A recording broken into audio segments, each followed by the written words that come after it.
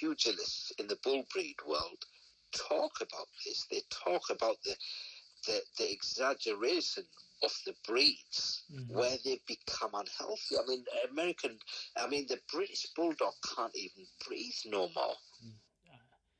I will always have a bull breed of some sort, but even if that means I have to buy two good dogs to make an excellent dog, I'm going to do it, and it won't be for profit or anything. It will be for my personal journey. So, well, absolutely. And you know what price you put on a good dog? It's mm-hmm. priceless, right? Yep. And like, we don't care what most of us, like, I think, as you grow older, you realize that the important things in life are the things that give you a sense of self-satisfaction. You're not living for other people's expectations anymore. Mm-hmm. Like, those times have gone. So, like, what is good for you might not be good for someone else. But if you're doing it with your heart and with sincerity, then pretty much. And the thing is, when we do something in life, like, if there's honesty and transparency, like, this is the most important thing for me in my world anyway. Like, there should be no reason for people to lie. And I think there's a word called integrity, which seems to be out of fashion nowadays. And you have integrity, then you never need to worry about something. Like, you might not make any friends right. because you don't fit into that status quo, that certain camp. But it doesn't matter, right? Because those are obviously not the people. We surround ourselves with like-minded people, right? So, I mean, look, I have Boerboels. I don't have any Boerboel friends. Right. On my Facebook, I don't have any Boerboel friends. I continue with the breed. I wrote a book on them. But I don't have Boerboel friends. I have no Facebook Boerboel friends because I had nothing in common with these people. I work dogs. I train dogs. That's what I do.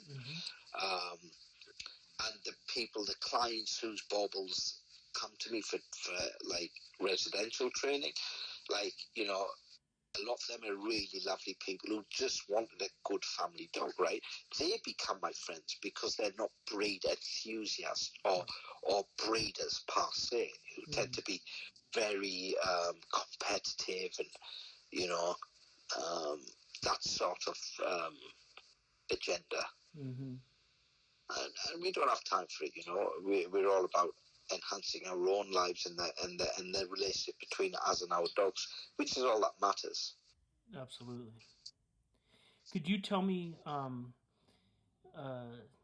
what you look for in a puppy to compete in protection sports and to be a good family guardian? What are the characteristics? Absolutely. So the things I look for is a good movement in the puppy.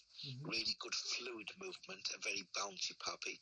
I look for a very inquisitive puppy. I look for a puppy that likes to explore, super confident and super friendly, right? I look for a puppy that's very dominant. And this is only my personal choice, is I look for something that gives me a bit of resistance. A puppy that, won't let me, has strong food aggression. That's number one for me. I like my puppies to have very strong food aggression and just a very strong attitude.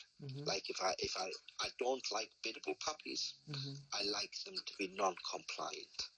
When I have that and the movement is good and everything else. But in general, for a good family dog, you should just look for something that's super confident, very outgoing, good movement, and that's all you need. The rest will be training.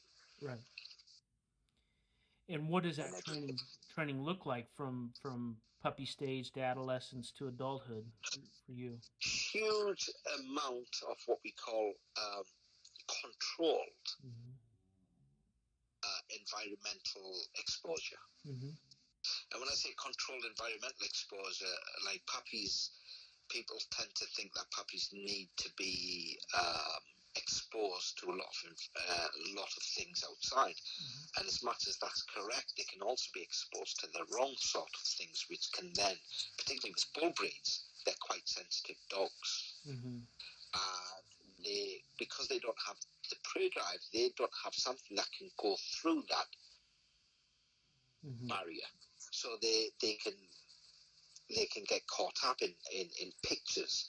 And so if they've had bad experiences, puppies, particularly with lots of people thinking, what a cute puppy, and they go straight over them, and everything makes the puppies very apprehensive, and they could, multitude of different things can happen. So like when I introduce puppies to new dogs, they're always very neutral, stable dogs. Like I don't just let them in puppy class. I'm completely against puppy class, and I'm completely against dog parks. I think they're the biggest places where dogs learn, the biggest problems. For example, they're mollycoddled, and then they're mollycoddled, and then they're held. And of course, big dogs run up to them, they get frightened, the owners pick them up, they start getting aggressive because they found new confidence, and of course, there you go, every little dog in a park becomes aggressive. Right. But it's okay because it's little, right? Right. Then you get young puppies who are super confident, and then you get a big dog, and it gets bullied, and everything else knocks its confidence. Right. Then they start becoming submissive. Like, for 1 year, I don't really mix my dog with other dogs for the first 1 year. Okay.